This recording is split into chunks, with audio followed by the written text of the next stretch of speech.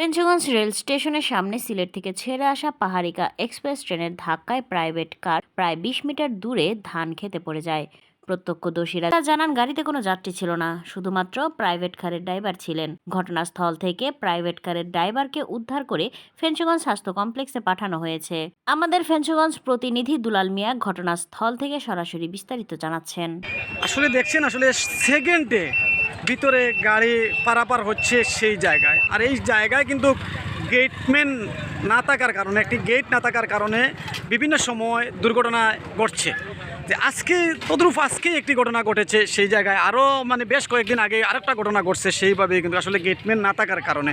তো এই রেল কর্তৃপক্ষের কাছে বিশেষ অনুরোধ যে আপনারা একটি গেট দেওয়ার জন্য এবং গেটম্যান দেওয়ার জন্য সেই অনুরোধ করা হচ্ছে। আর যে এলাকার মানুষ বা যানবাহন তাদেরকে নিরাপদে রাখুন। দর্শক ধন্যবাদ। এই মুহূর্তে কিন্তু রয়েছি আমি ফেঞ্চুগঞ্জ উপজেলার যে ফেঞ্চুগঞ্জ রেলওয়ে স্টেশন যে সংলগ্ন জায়গা রয়েছে, তার পাশে কিন্তু মাল্লুম শাহর মাজার রয়েছে। তার ঠিক ক্যামেরার সামনে দেখতে পাচ্ছেন যে ঐতিহ্যবাহী যে নদী রয়েছে, কুশিয়ারা নদী, যে ব্রিজ নামার পরে যে এই যে পাহাড়িকা এক্সপ্রেস, ওটা চট্টগ্রাম উদ্দেশ্যে ছেড়ে আসা পাহাড়িকা এক্সপ্রেস, যে একটু আগে আমরা লক্ষ্য করেছি যে একটি প্রাইভেট কারের সাথে সংঘর্ষ হয়েছে। সেই সংঘর্ষে কিন্তু আসলে কোনো হতাহতের কোনো ঘটনা ঘটেনি বলে আমরা প্রত্যক্ষদর্শীর কাছ থেকে জানতে পেরেছি। আর ঠিক আমার সামনে দেন, আর এই যে রাস্তাটা আসলে কিন্তু এই রাস্তাটা কিন্তু অনেক ব্যস্ততম একটি রাস্তা রয়েছে। আপনারা দেখছেন যে দুইটি রাস্তা, একটি হচ্ছে কি ফেঞ্চুগঞ্জ স্বাস্থ্য কমপ্লেক্স থেকে মাইজগাঁও যাওয়ার পথে একটি রাস্তা রয়েছে, আর ঠিক রাস্তা ক্রস হয়েছে যে আপনারা এই যে রাস্তা দেখছেন যে এটা হচ্ছে কি যে কাসিম আলী সরকারি মডেল উচ্চ বিদ্যালয় যে রোড রয়েছে সামনে, যে সেই আঞ্চলিক সড়কের সাথে কিন্তু সংযুক্ত হয়েছে। সেই জায়গায় সকালে প্রায় 10:30টার দিকে যে পাহাড়িকা এক্সপ্রেস, ওটা চট্টগ্রাম থেকে ছেড়ে আসা যে পাহাড়িকা এক্সপ্রেস, তার সাথে একটি প্রাইভেট কারের সাথে সংঘর্ষ হয়েছে। তো এই সংঘর্ষে আমরা কোনো হতাহতের ঘটনা ঘটেনি। ঠিক ক্যামেরার সামনে দেখছেন যে হযরত শাহ মাল্লুম রহমতুল্লাহ আলাইহির মাজার এবং ফেঞ্চুগঞ্জ রেলওয়ে স্টেশন।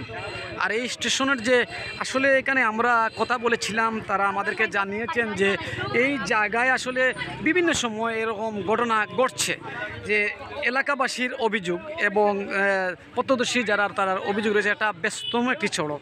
সেই জায়গায় আসলে কিন্তু একটি গেটম্যান না থাকার কারণে বিভিন্ন সময় কিন্তু এই ধরনের দুর্ঘটনার শিকার হচ্ছে যানবাহন এবং মানুষ।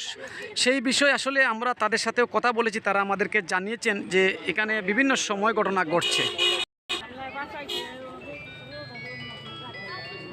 এই যে প্রাইভেট কার, আসলে সেই কারটা কিন্তু কোন বিবাহর অনুষ্ঠানে যাওয়ার কথা ছিল, সেই জায়গায় কিন্তু আসলে দুর্ঘটনায় কবলে পড়েছে এই কারটি।